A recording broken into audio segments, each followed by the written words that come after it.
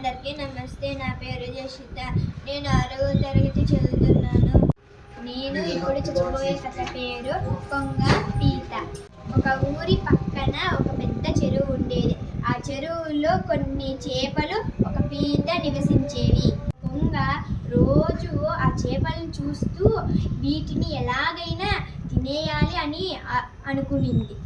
మరుసటి రోజు కొంగ చేపల దగ్గరికి వచ్చి, మీరు ఇక్కడే ఉంటే ఎండాకాలం రాబోతుంది, నీళ్ళన్నీ ఇంకిపోతాయి, నా మాట వింటే మిమ్మల్ని సముద్రానికి పిలుచుకువెళ్తాను అంటుంది. కొంగ మాటలు విని చేపలన్నీ ఆలోచించాయి. కొంగ మాట వింటే మనం అందరము బ్రతుకుతాం, మమ్మల్ని అందరినీ తీసుకువెళ్ళు, సముద్రంలో వదిలే కొంగ అంటాయి. ఇప్పుడు ఆ కొంగ చాలా సంతోషపడి రోజు ఒక చేపను తినేయచ్చు అనుకుంటుంది. అలా రోజు ఆ కొంగ ఒక్కొక్క చేపను తీసుకువెళ్ళి కొండ దగ్గర తింటూ ఉంటుంది.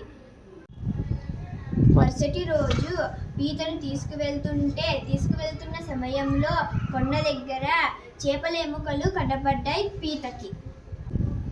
దాంతో పీత భయపడి చేపల్ని చంపి తినేసింది, ఇప్పుడు నన్ను కూడా తింటుందేమో పీత ఆలోచించి కొంగ మెడ గట్టిగా కొరికి వేసింది.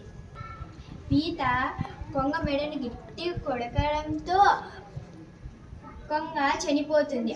అప్పుడు రెండు కింద పడిపోతాయి. కింద పడిన పీత చిన్న కాలువలోకి పడి అలా చెరువులోకి వెళ్ళిపోతుంది. ఆ చెరువులోకి వెళ్ళిన పీత మిగిలిన చేపలిటికి కొంగ చేసిన మోసం చెప్తుంది.